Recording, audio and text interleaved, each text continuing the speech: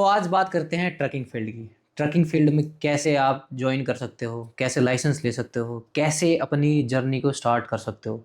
Trucking में जाने से पहले बात करेंगे आज उस शख्स की जिसने स्टार्टिंग से ज़ीरो पॉइंट से उठ के आज इस मुकाम पे बैठा है कि वो अपने बलबूते पे एक अच्छा ओनर ऑपरेटर बनने की तैयारी में है, अपनी कंपनी ओपन करने की तैयारी में है।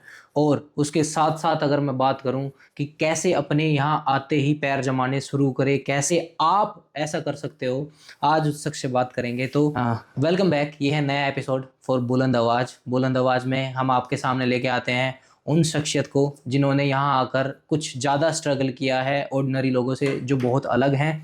तो वेलकम करते हैं नरेंद्र भाई का। राम राम भाई। राम राम भाई। कैसे हो?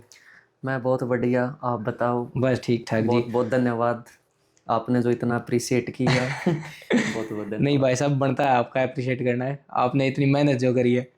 चलो भाई। आप ये आपकी जर्नी हम स्टार्टिंग से देखते हुए आए हैं, तो हम भी आपसे बहुत ज़्यादा मोटिवेट होते हैं, ऐसी बात नहीं है। तो स्टार्ट करते हैं। आज के पॉडकास्ट के लिए सबसे पहले बहुत बहुत धन्यवाद, आपने अपना कीमती टाइम निकाल के हमें समय दिया और ये पॉडकास्ट के लिए चलो भाई, थैंक यू सो मच। धन्यवाद आपका भी जो हमको इतने लायक समझा कि हम बिल्कुल अपनी जी, जर्नी आप लोगों के सामने रखें। बिल्कुल जी, बिल्कुल। तो स्टार्ट करते हैं मतलब स्टार्टिंग से, क्योंकि एज ए इंटरनेशनल स्टूडेंट यहाँ आते हैं और इतना ज़्यादा स्ट्रगल करते हैं। तो आपकी जर्नी से स्टार्ट करेंगे कि आप यहाँ किस वीज़ा पे आए थे और कब आए थे? भाई मैं यहाँ स्टूडेंट वीज़ा पे आया था 2022 में, हम्म फरवरी में। हम्म तो पहले मैंने मतलब एज अ स्टूडेंट ही स्टार्ट किया था। वैसे तो मेरा कॉलेज है वैंकूवर में था, ओके। बट वो मेरा प्राइवेट कॉलेज था। तो हम्म उसमें क्या था कि वर्क परमिट नहीं था। ओके। तो उसके बाद मैंने कॉलेज चेंज किया फॉर मॉन्ट्रियल। तो फिर मैंने जुलाई में अपनी स्टडी स्टार्ट की थी। तो एक भाई की रेफरेंस से ही मैंने एक एजेंट से कांटेक्ट किया था। तो उसके बाद फिर मैंने 1.5 साल स्टडी की। उसके बाद वर्क परमिट अप्लाई किया।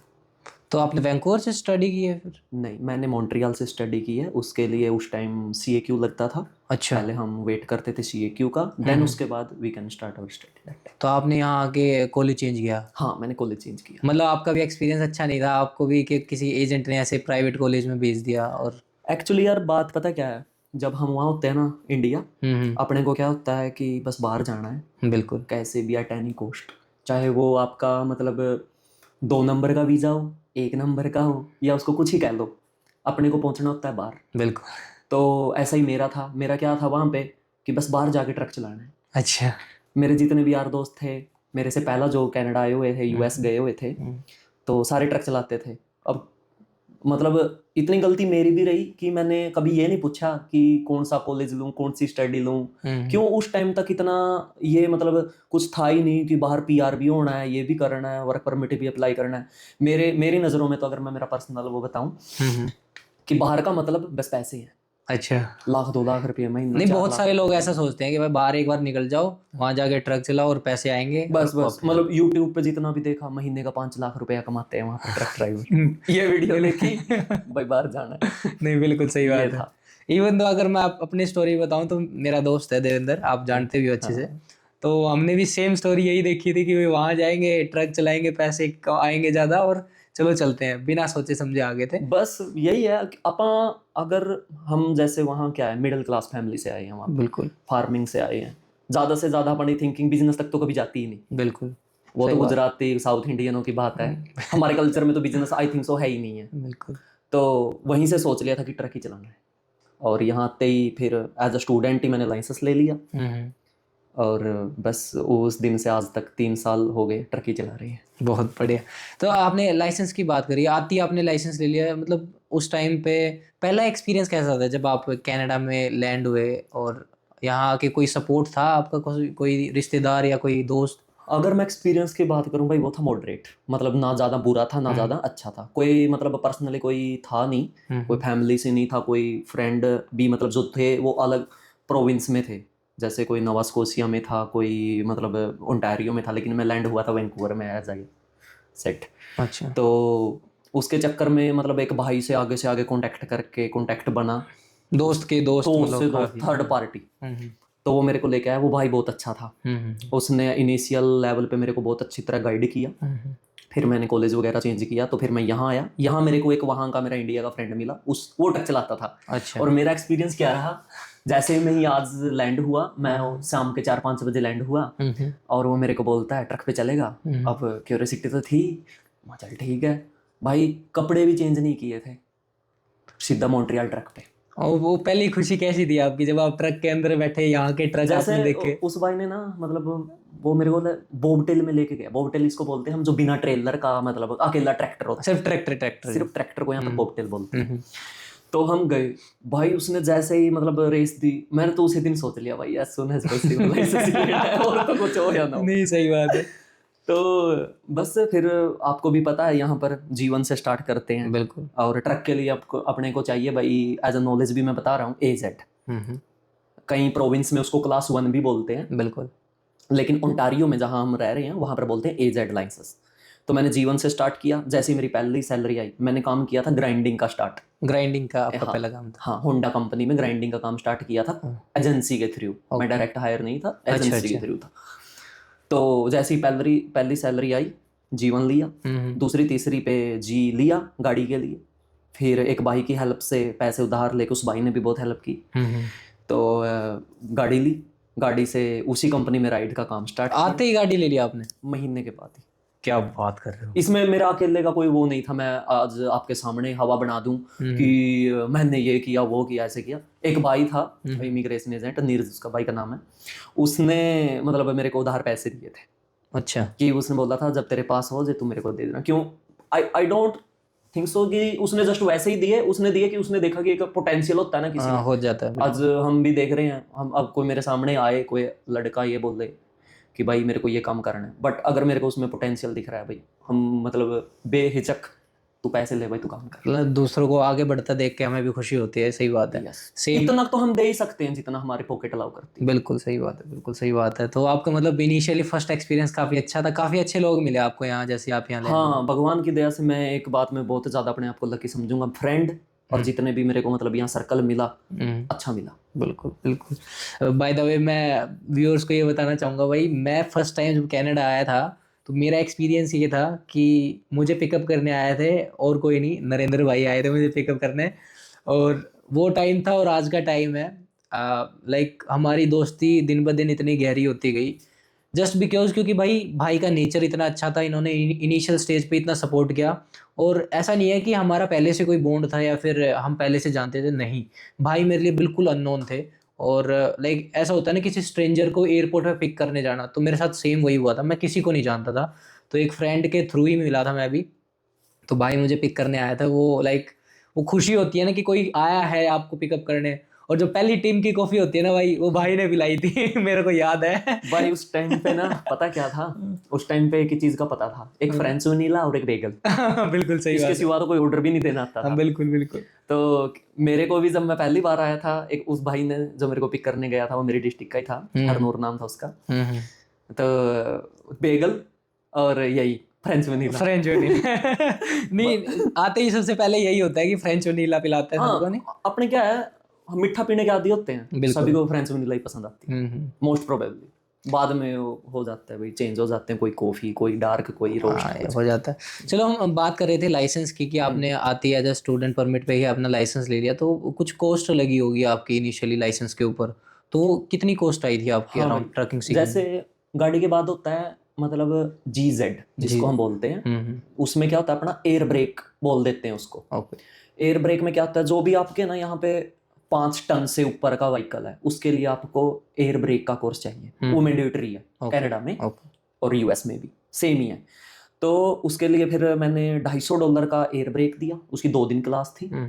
उसके बाद अपने क्लासेस लगानी होती है अपने को एटलीस्ट मिनिमम 35 डेज उसका गैप देख के, ठीक है ना। उसके बाद ही हम एलिजिबल होते हैं AZ के लिए, एयर ब्रेक के बाद। ओके।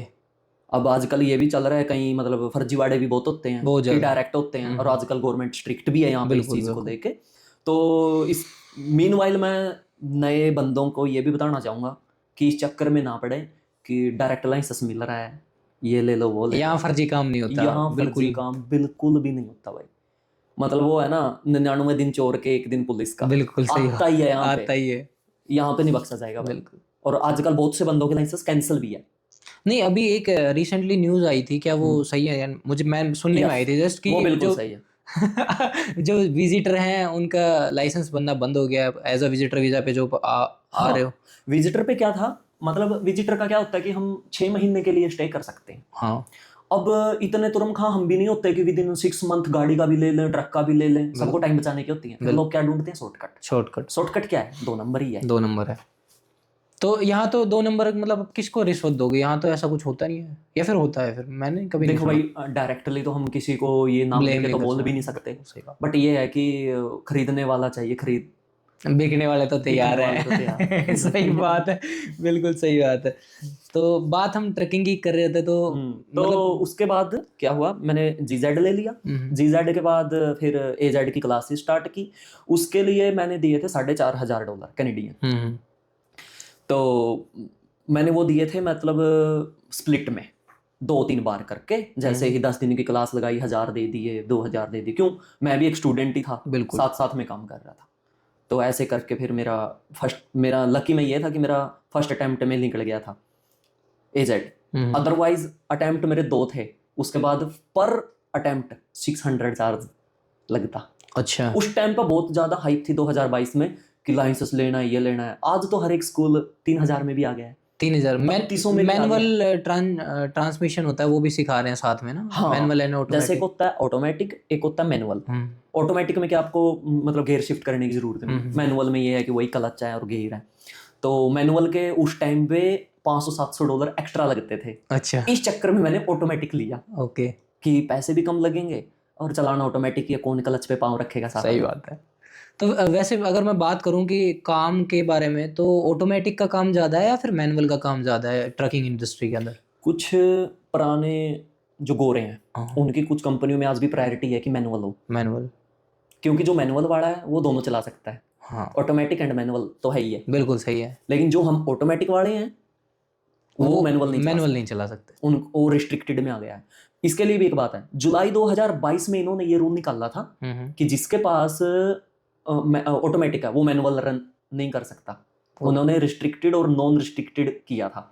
उससे पहले चाहे आप कौन सा ही ले लो, यू कैन रन बोथ। तो ये चीज़ लाइसेंस के ऊपर मेंशन होती थी या फिर जस्ट कैजुअली वो एक नोटिस पास किया? इन्होंने बाद में नोटिस पास किया। Okay, special. कोई समझ गया। और इसके बारे में अगर हम आगे बात करें कि एक होता है company operator, like owner operator, एक ओनर ऑपरेटर होता है और एक कंपनी ड्राइवर होता है। हाँ। तो दोनों में से बेस्ट कौन सा है? देखो भाई, बेस्ट तो है दोनों ही, बट डिपेंड करता है कि अपना बजट भी क्या है। ओनर ऑपरेटर बनने के लिए आपको चाहिए खुद का ट्रक, बिल्कुल, ठीक है ना। और एज अ कंपनी ड्राइवर क्या है, कंपनी का ट्रक है, सब कुछ इंश्योरेंस कंपनी की है, फ्यूल्स कंपनी का है। तो आपको just you are a driver, या आप वहाँ के एक नौकर हो। बिल्कुल। ओनर ऑपरेटर में इतना ही फर्क, आप नौकर प्लस मालिक हो। मालिक है। मतलब आपको खुद काम भी करना है एज अ लाइक वर्कर, और आप एक ओनर की फील भी ले सकते हो कि आपका खुद का ट्रक है। बस ये है कि देखो, आज क्या है, जो अच्छी कंपनी है वो ट्रक तो पक्का ही देती हैं। बिल्कुल। हमारे पास भी अपने पक्के ट्रक हैं, ओनर ऑपरेटर के पास भी अपना पक्का ट्रक है। बस द डिफरेंस इज, वो जो कमा रहा है ना, उससे जो किस्त निकल रही है, वो बाद में अपना व्हीकल बचा लेगा। व्हीकल बचा ले। हमने को क्या बचेगा? वही बात है ना, हम रेंट देके घर में रह रहे हैं, एक अपना घर लेके अपने ही घर में किस्त भर रहे हैं। बिल्कुल। फिर बाद में वो घर तो बच ही जाएगा, बाद में एक घर तो तरीके बचेगा से। ना। हाँ, सही बात है, बिल्कुल सही बात है आपकी। बाकी डिफरेंस मैं एक ये भी पूछना चाहूँगा कि कुछ लोग होते हैं जो पसंद करते हैं कि कॉरपोरेशन पे काम कर लें, कुछ होता है कि भाई हम पेरोल पे काम करते रहें। तो दोनों में डिफरेंस क्या है? लाइक अगर हम कॉरपोरेशन पे काम करें तो क्या फ़ायदा है हमें ऐसा? कॉरपोरेशन क्या है, मतलब आप कॉरपोरेशन में ये दिखा रहे हो कि हम अपनी खुद की फर्म चला रहे हैं। ओके। यहाँ क्या है कि अपनी फर्म एक हिसाब की सेल कंपनीज कि जिसका कोई मायना नहीं है, बट आप पे ले रहे हो जस्ट HST और GST के चक्करों में। मतलब एक तरीके से आपकी कोई कंपनी नहीं है, बट रजिस्टर्ड कंपनी है। रजिस्टर्ड कंपनी है, मतलब आप सेल बोल सकते हो, देसी भाषा में अपने इंडिया में बोलते हैं, सेल कंपनी बोलते हैं वहाँ पे। तो बहुतों को पता भी होगा इस चीज़ का। तो वही चीज़ है, आप क्या कर रहे हो, आप एक हिसाब से गवर्नमेंट जो CR है उसको मैनिपुलेट कर रहे हो। अदरवाइज ये लीगल नहीं है, बट यहाँ क्या है, लाखों बंदे ऐसा कर रहे हैं, कॉरपोरेशन काम कर रहे हैं। तो उससे क्या आप आपका टैक्स बचा सकते हो, आपके जो खर्चे हैं ट्रक के, आप बाहर रहते हो 5-5 दिन, आपका मोबाइल का भी खर्चा है, आपका खाने का भी खर्चा है, आपका फ्यूलिंग का भी खर्चा है। मतलब उससे क्या आप आपका टैक्स बचा सकते हो, क्योंकि एक हाईली, मतलब इन कंट्रीज में क्या, ट्रकिंग को एक हाईली पेड जॉब माना जाता है। बिल्कुल। अगर आप $80,000 से $1,00,000 के बीच में कमा रहे हो, अगर आप यही काम पेरोल पे करोगे, आपने पेरोल का पूछा ना, बिल्कुल बिल्कुल। तो आप ये समझ लो आपका कम से कम $20,000 से $25,000 टैक्स में जाना है। मतलब कि अगर 1 लाख कमाया तो $25,000 आपका टैक्स में गया। नॉर्मली जाएगा। क्यों जाएगा? 13% तो जैसे प्रोविंस का ही हो गया, प्रोविंस का हो जाता 13,000 तो वो चला गया। बिल्कुल। उसके बाद जो आपका इनकम का स्लैब है वो उससे ऊपर जाएगा, उसके ऊपर भी आपको टैक्स देना आएगा, बिल्कुल। क्योंकि जब जो ही आपका स्लैब ऊपर जाएगा आपका टैक्स और भी कम हो, ज्यादा बढ़ता ज्यादा रहेगा, बढ़ेगा। यानी आपकी इनकम कम होती रहेगी। जैसे जैसे इनकम बढ़ी आपकी जो नेट इनकम है वो कम होती रहेगी। मतलब यहाँ का क्या मतलब है, इंडिया में क्या है कि ज्यादा कमाने वाला ज्यादा अमीर होता जा रहा है। बिल्कुल इन कंट्रियों में क्या है, ज्यादा कमा रहे हो गरीब होते जाओ। सही बात है, सही बात। अगर आप लीगल हो तो बिल्कुल। बाकी एक चीज़ और है जिसमें लाइक बहुत ज़्यादा लोग कंफ्यूज रहते हैं कि भाई ट्रकिंग तो चलो ठीक है, हमने लाइसेंस ले लिया, हम ट्रक चला रहे हैं, कॉरपोरेशन पे भी काम कर लेंगे, पेरोल पे भी कर लेंगे। बात घूम फिर के आती है, जो लोग एज अ स्टूडेंट आते हैं या वर्क परमिट पे आते हैं तो वो पीआर की सोचते हैं कि भाई हमारी पीआर हो जाए किसी तरीके से। तो ट्रकिंग में ऐसे कौन कौन सी चीज़ें हैं जिसके थ्रू आप पीआर ले सकते हो, या फिर कौन से ऐसे बेनिफिट्स हैं कि जिसके हिसाब से आप पीआर की तरफ जा सकते हो? अगर हम एक्सप्रेस एंट्री की बात करें मेन से ही, जिसमें ये भी सोचते हैं कि बाहर के पॉइंट कैलकुलेट करा के हम अब्रोड से भी, मतलब बाहर फॉरेन से भी पीआर डाल सकते हैं, बहुत से होते हैं ना ऐसे कि बैंड वगैरह लेके। ट्रैकिंग कनाडा में उससे बाहर कर दी गई है ओके, फिलहाल की आज की डेट में, राइट नाउ अभी Right now. कर दिए। ओके, कि वो एक्सप्रेस एंट्री से बाहर हैं। तो उसके बाद यहाँ पर पीआर कैसे बचती है? प्रोविंस के बेस पे, जैसे पीएनपी के PNP बेसिस पे। ओके। हाँ, प्रोविंस बेस मतलब आप नोवा स्कोशिया में हो, न्यू ब्रंसविक में हो, पीआई में हो, या बीसी में हो, या फिर ओंटारियो में हो। तो अब ओंटारियो के क्या है, ओंटारियो आज की डेट में इमिग्रेंट का हब बन चुका है। बिल्कुल। ट्रैकिंग में तो मैं किसी को भी सजेस्ट नहीं कहूँगा कि ओंटारियो में वेट करें, क्योंकि मैं कंपटीशन ज़्यादा हो गया। पिछले 3-3.5 साल से इस लाइन में स्ट्रगल कर रहा हूँ। मैं किसका ऐसे बोल दूँ कि किसी को नहीं, सही बात है, सही बात। एक्चुअल चीज़ तो ये है। दूसरी चीज़ आ गई, हम किसी ऐसे प्रोविंस में जाएं जहाँ पर पॉपुलेशन कम है, वहाँ क्या है, गोरों की कंपनी है या देशियों की, जो भी पुरानी रजिस्टर्ड कंपनी है, वो आपकी, जैसे अटलांटिक प्रोविंस है, जैसे नोवा स्कोशिया हो गया, न्यू फाउंडलैंड हो गया, पीआई हो गया, इनमें क्या है, आपको सपोर्ट दे देंगी। यानी कि जो ओनर होते हैं वो आपको सपोर्ट कर देंगे कि उनके फॉर्म होते हैं, जैसे IIM फॉर्म होते हैं उनके, वो आपको अगर देते हैं आफ्टर 6 मंथ और आफ्टर 1 ईयर, वो डिपेंड करता है कि हर एक प्रोविंस टू प्रोविंस वेरी करती हैं चीज़ें।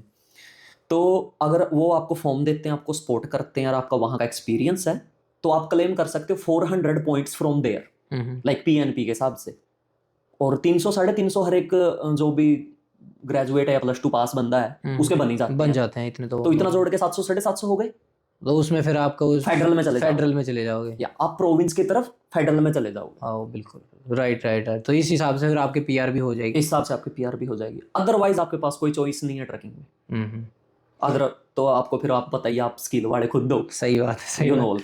नहीं, और एक बात और है जो लाइक लोगों के दिमाग में ये बात घूमती रहती है कि भाई हमें लॉन्ग रन में काम नहीं करना ट्रकिंग का, बट एज अ पीआर के लिए या फिर एक शॉर्ट टर्म इनकम होती है ना कि भाई एकदम से पैसा कमा लेते हैं और उसके बाद अपना कोई बिजनेस सेटअप करना है, कुछ और करना है, तो हमें लॉन्ग रन में काम नहीं करना ट्रकिंग फील्ड में।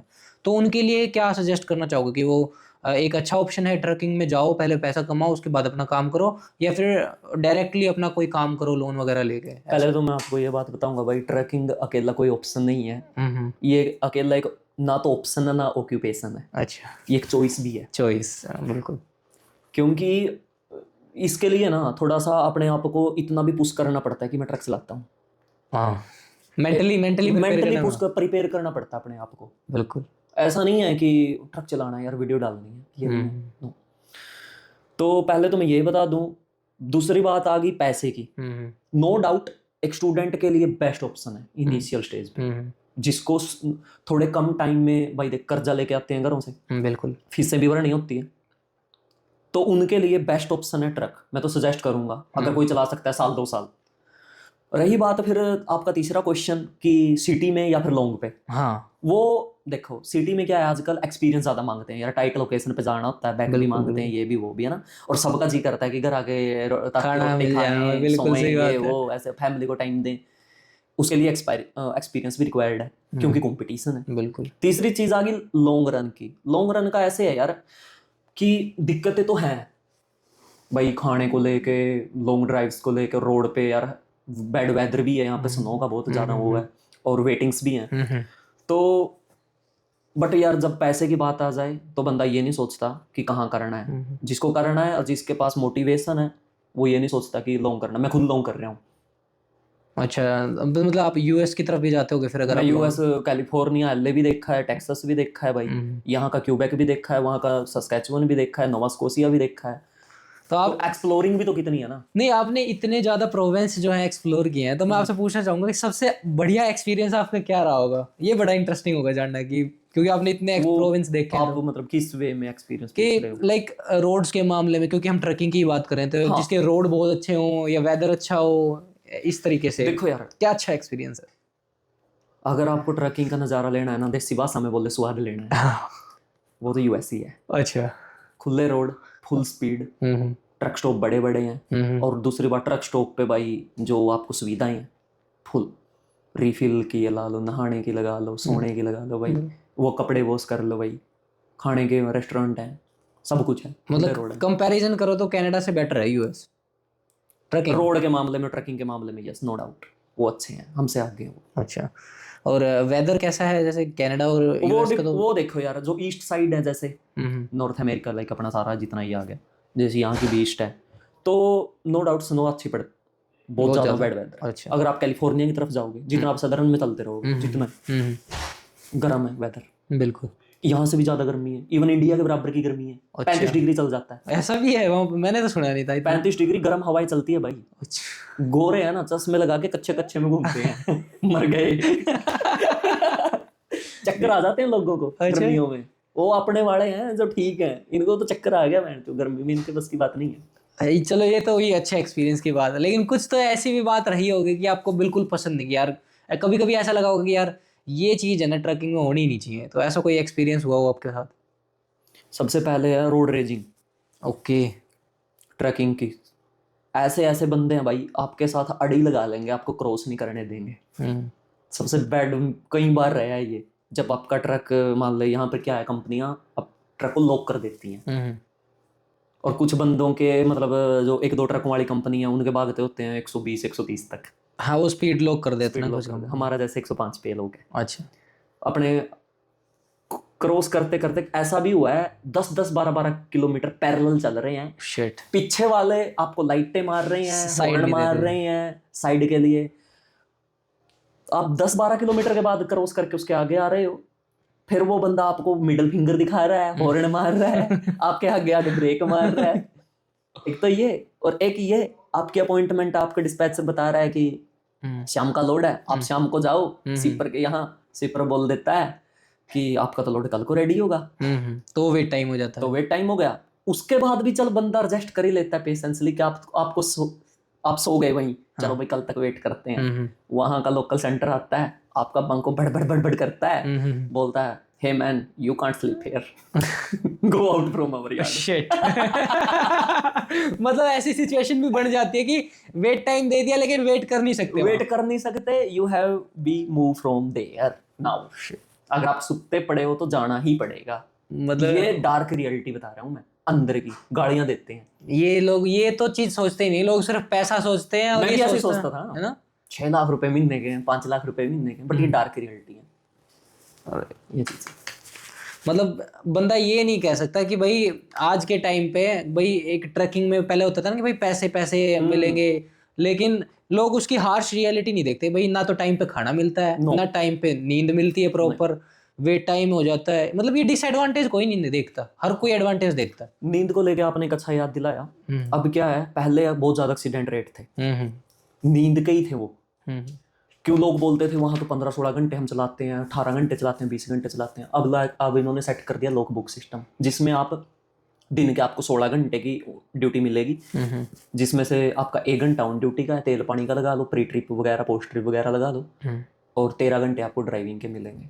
13 घंटे तो आई थिंक सो एक नॉर्मल बंदा कर ही सकता है ड्राइविंग। या मतलब अगर 13 घंटे के बीच में कोई ब्रेक लेना हुआ तो फिर वो लॉग बुक में मेंशन करना पड़ता है? ऑफ कोर्स करना पड़ता है। उसके लिए उसमें ऑप्शन बने होते हैं, जैसे आप ऑफ ड्यूटी ले रहे हो, ब्रेक आप उसको ब्रेक दिखाओगे, अगर आप फ्यूलिंग कर रहे हो आप उसको ऑन ड्यूटी में दिखाओगे। और जो ये फ्यूलिंग का टाइम होता है 15 मिनट 20 मिनट तो करीबन लगी जाती है फ्यूलिंग के या टाइम पे।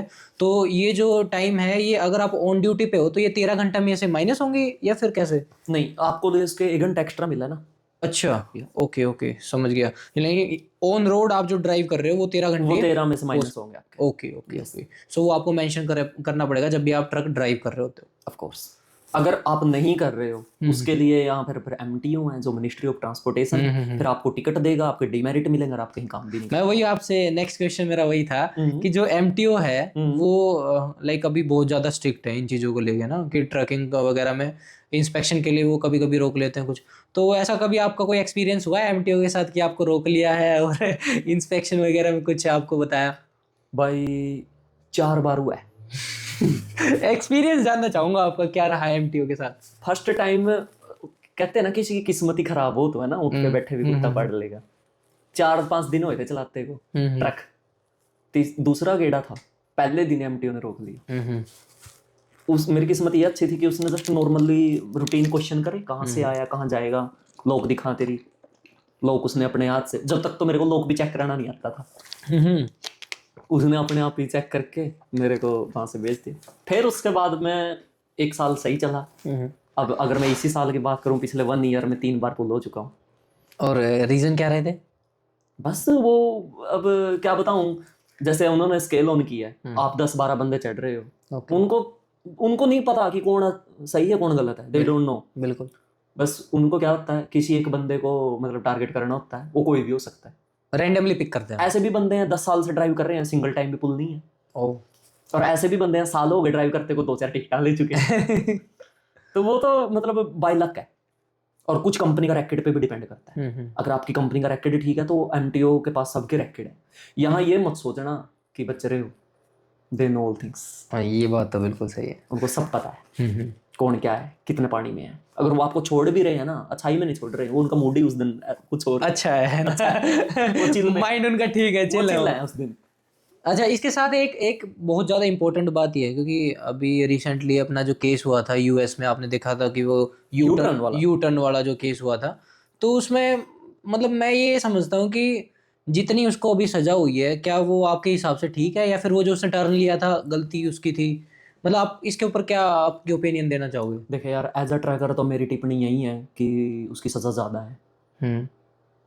क्योंकि देखिए यार, इलीगल लीगल तो हर एक कोई करता है। नुका वो स्टोरी देखी आपने? नुका वो एक ने रेड लाइट जंप कर दी, पुलिस वाले ने पुल किया, बोला है कि तुमने रेड लाइट नहीं देखी। नुका सर रेड लाइट तो देख ली थी, आपको नहीं देखा। हाँ वो एक मीम बना हुआ था इसमें। हाँ सही बात। तो इलीगल टर्न तो बहुत मारते हैं, बहुत बंदे ही मारते हैं यहाँ पे, लेकिन कोई कोई नोटिस गोरे भी मारते हैं, ये भी मारते हैं। उस बेचारे की उस दिन किस्मत खराब थी कि वो गाड़ी उस टाइम पे वहाँ गई। हाँ तो एज अ ट्रैकर तो मैं ये बोलूँगा कि गलतियाँ यार रोड पे होती रहती हैं, सबसे होती हैं। हाँ, उस भाई की ये गलती है कि उसने हाईवे पे ये काम किया। ये कोई लोकल स्ट्रीट नहीं है जहाँ 20-30 की स्पीड है। सही बात है।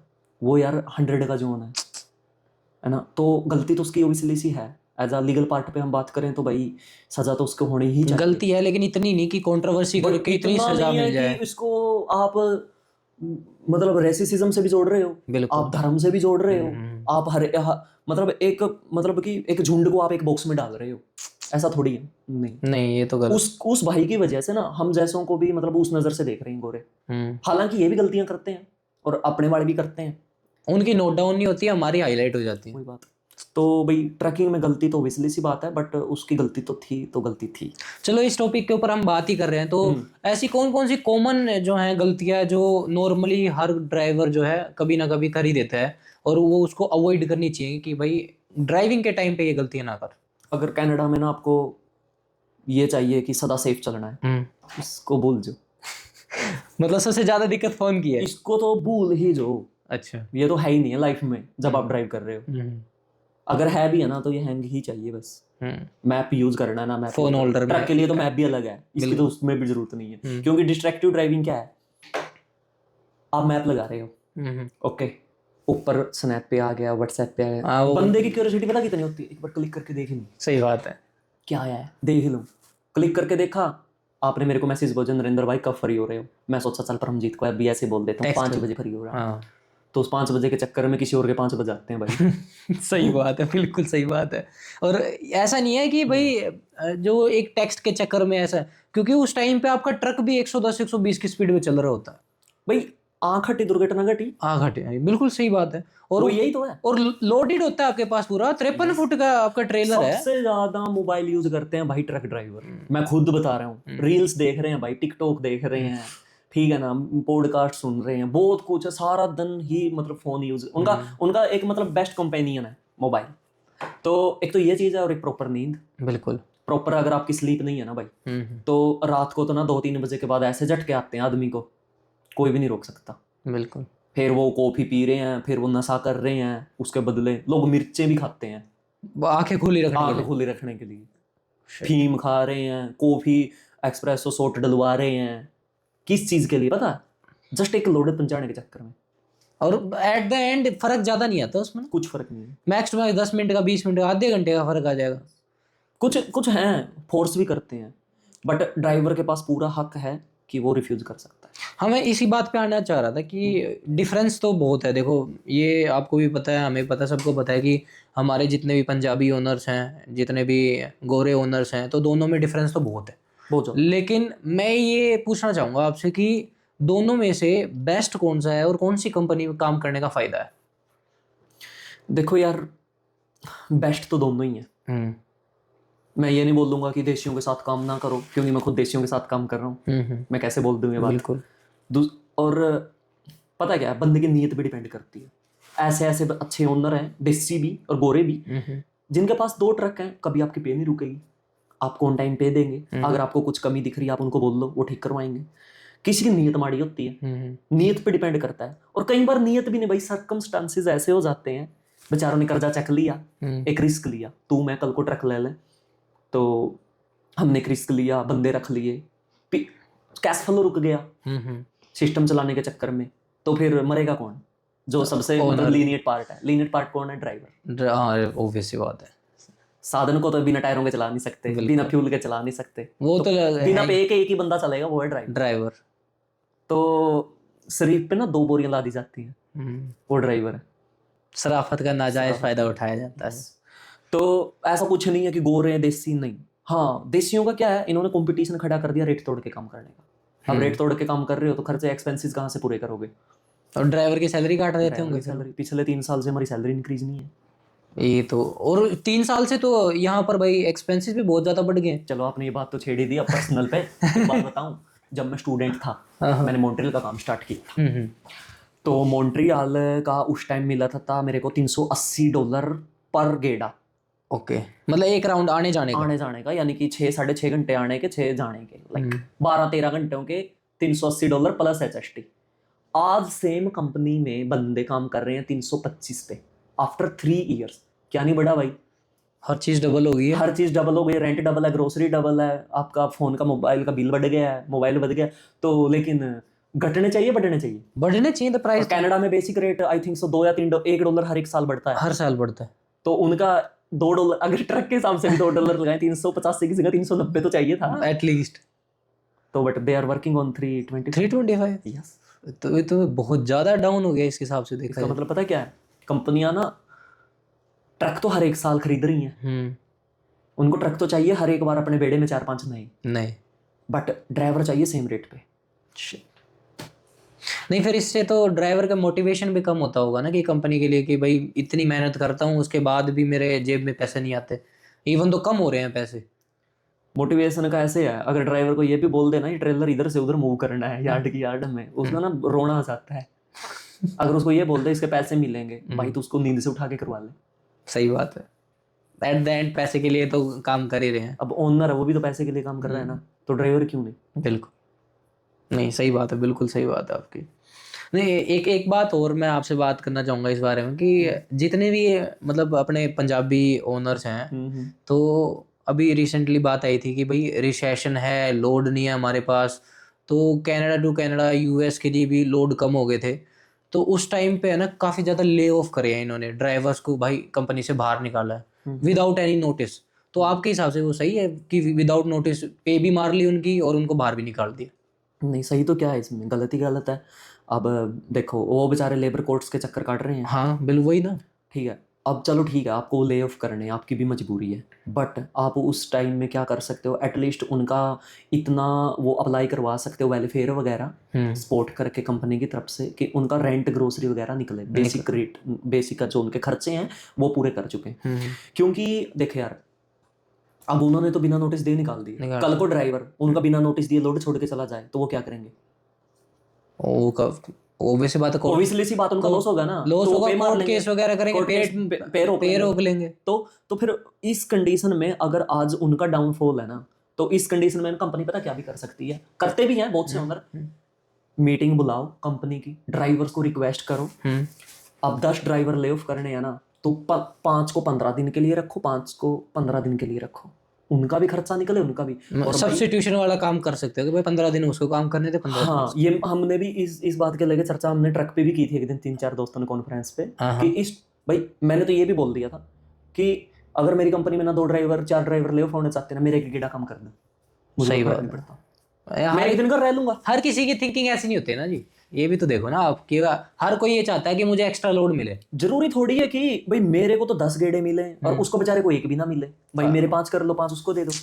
आप ड्राइवर को बुलाओ तो सही यार, बैठाओ, बोलो, पूछो उनसे, बात तो करो कम से कम, उनसे बात करो, उनके खर्चे पूछो, तो मैं गारंटी देता हूँ 2-4 को छोड़ के 95% ड्राइवर ऐसे हैं भाई, कोऑपरेट करेंगे, बिना सैलरी भी काम करने को तैयार है माड़ा टाइम में कंपनी के साथ। सही बात, आप एक बार कोऑपरेट तो करो, एक बार बात करके तो देखो, एक बार बात तो करके देखो।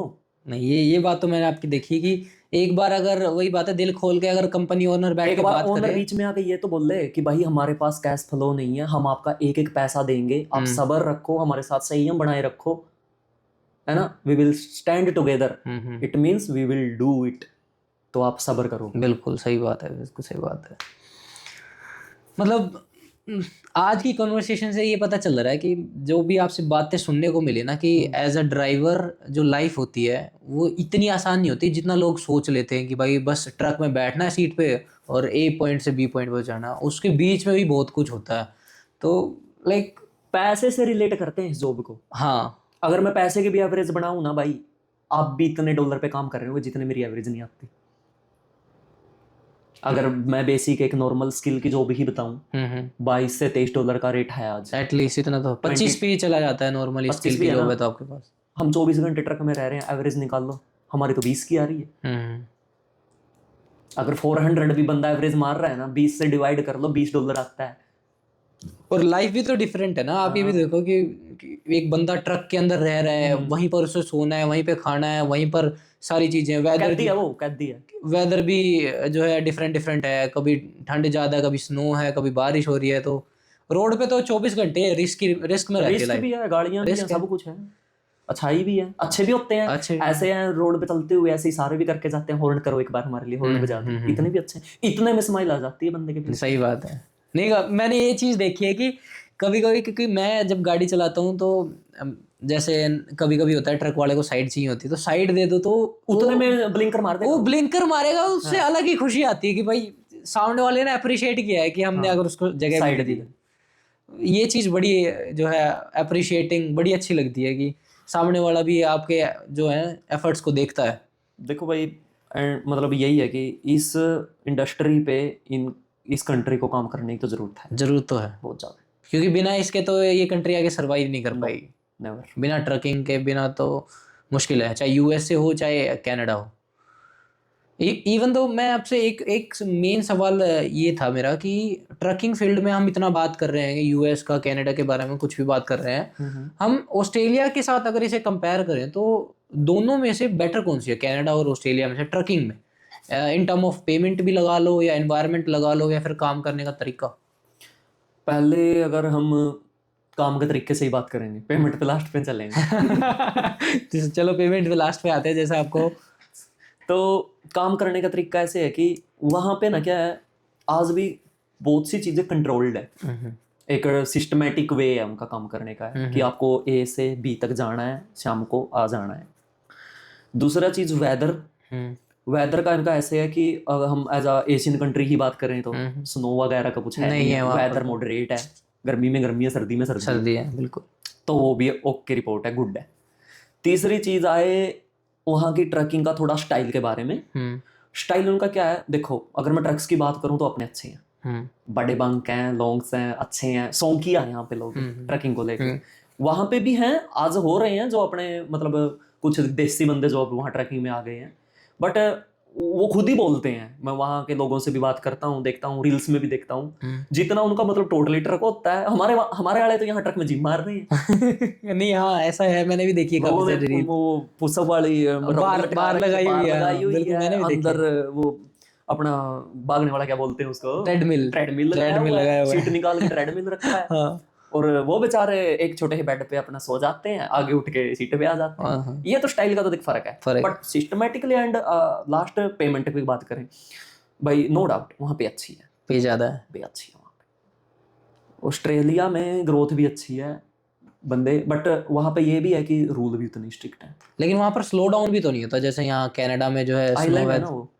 हाँ वो तो ऑब्वियस सी बात है, लेकिन स्लो डाउन नहीं होता कि काम के मामले में अगर आप देखो कि जैसे यहाँ पर स्नो पड़ेगी तो लोड भी मिलने कम हो जाएंगे, काम कम हो जाता है और रूट भी कम हो जाएंगे ड्राइवर के। लेकिन वहाँ ऐसा कुछ भी नहीं है, वहाँ 12 के 12 महीने वैसे ही सेम रिदम में काम होता है। फिर वो वेदर पे ही आ गया ना, और सेम उसी कंडीशन। वेदर तो वहाँ पे अच्छा है। अगर मैं मतलब वहाँ ट्रैकिंग जितने स्टाइल से यहाँ कर रहा हूँ वहाँ करता होता तो बहुत गुड लाइफ, अच्छा है, काफी अच्छा डिफरेंस डाल देते हैं आप पैसे में भी और लाइफस्टाइल में भी। सेम ही है, वही बात है। ये आपका बिल्कुल अच्छा पॉइंट है, वहाँ पर अच्छा है, बट वही बात है भाई कुछ चीजें मतलब अगर पीआर को लेके ले तो वो वहाँ हाँ वहाँ पर थोड़ी डिफिकल्ट है पीआर, यहाँ पे बहुत सारे प्रोग्राम ज्यादा बने हुए हैं हाँ पीआर के। नहीं ये तो कुछ दूर के डोल सुहावने भी होते हैं, बिल्कुल सही बात है, करके ही पता चलता है, बिल्कुल जायज बात है। तो बहुत अच्छा लगा चैल जी आपसे बात करके, आपसे भी भाई। और ये जो कॉन्वर्सेशन थी इसमें मुझे ये पता चला कि भाई ट्रकिंग फील्ड जो है ना वो इतनी आसान नहीं है जितनी हम बना देते हैं, या बोल के ऐसे बोल देते हैं कि भाई लाइसेंस ले लेते हैं, $2-4 हज़ार लगेंगे, कोई बात नहीं, लाइसेंस के बाद फिर ट्रक चला लेंगे। एक तो जॉब लेना बहुत मुश्किल है, जॉब मिल भी गई तो ये काम बहुत मुश्किल है, ये प्रोफेशन ही बहुत ज़्यादा मुश्किल है। तो भाई आज के पॉडकास्ट में चैल जी ने सब कुछ बताया, हमें अपना एक्सपीरियंस शेयर किया। तो भाई एक पॉइंट मैं और ऐड ऑन करना चाहूँगा। जी जी श्योर, व्हाई नॉट। मैं मतलब सभी को एक चीज बोलना चाहूंगा कि इस ट्रैकिंग में ना जस्ट पैसे के लिए मत आओ, ये मतलब पैसों की गेम नहीं है, बिल्कुल ये शौक की भी गेम है। शौक ये तो बात रह ही गई थी हमारी। ये बहुत मतलब इस पैसों के चक्करों में इसमें ना हो। पैसे आप ना स्किल प्लस कोई फ्लैक्स वगैरह उभर करके हमारे पास बराबर में आ सकते हो, नियर अबाउट, अगर खर्चे को कंपेयर करें तो। बिल्कुल बाहर रह के आपका खर्चा भी होता है। तो पहले बात तो सेफ्टी, दूसरा आपका शौक, तीसरा पैसे, चौथा आपका एक ये भी होता है ना फ्यूचर प्लानिंग, करियर अपॉर्चुनिटी। सही बात है, ठीक है ना। तो 4-5 ये मतलब जो तथ्य है मेन है इससे जुड़े हुए, इनको सोच के ट्रैकिंग में आओ। वैसे एज अ स्टूडेंट अगर आप एंटर कर सकते हो as soon as possible, license ले सकते हो, वो बहुत ही बेटर आपके लिए। अगर आपको शॉर्ट टर्म में इनिशियल टाइम में पैसे चाहिए तो बस इतना ही बोलना चाहूँगा। Safe drive, stay safe, thank you. तो मैं ये कहना चाहूँगा एट द एंड, अगर आपको इस फील्ड के अंदर जाना है तो प्लीज़ प्लीज़ टेक केयर करें कि सारी सेफ्टी प्रोटोकॉल, और उसके साथ साथ आप जो है अपनी सेफ्टी और हेल्थ का ध्यान ज़रूर रखें, और इन चीज़ों का ध्यान ज़रूर रखें कि आपका जो कंपनी ओनर है या आपकी जो कंपनी है वो आपके लिए कितना कर रही है। तो एटलीस्ट जब भी कोई ऐसा टाइम आए या ऐसा कुछ सिचुएशन आ जाए कि रिसेशन टाइम है, तो please support your company, and company please support your drivers. बहुत बहुत धन्यवाद चैल साहब आपका। तो भैया अगर आपको ये पॉडकास्ट पसंद आया हो तो प्लीज़ वीडियो को लाइक करें, शेयर करें, एंड चैनल को सब्सक्राइब करना ना भूलें। और अगर आपका कोई सवाल है, कोई ऐसी चीज़ है जो हम कवर नहीं कर पाए, भाई से नहीं पूछ पाए कुछ, तो प्लीज़ वो कमेंट बॉक्स में डाल दें, आपके कमेंट का रिप्लाई हम ज़रूर करेंगे। और उसके साथ साथ आप हमें आगे ये सजेस्ट कर सकते हैं कि आपको जो है नेक्स्ट इंटरव्यू या नेक्स्ट पॉडकास्ट जो है कनाडा के अंदर कौन से गेस्ट के लिए चाहिए। सो मैं आपसे ये रिक्वेस्ट करना चाहूँगा कि आप जितना ज़्यादा हमें सपोर्ट दिखाएंगे, अच्छे ज़्यादा गेस्ट जो हैं वो इस चैनल के ऊपर आएंगे और आपके साथ एक्सपीरियंस शेयर करेंगे। तो मिलते हैं नेक्स्ट पॉडकास्ट के अंदर नेक्स्ट किसी बुलंद आवाज़ के साथ। राम राम भाई सब ने।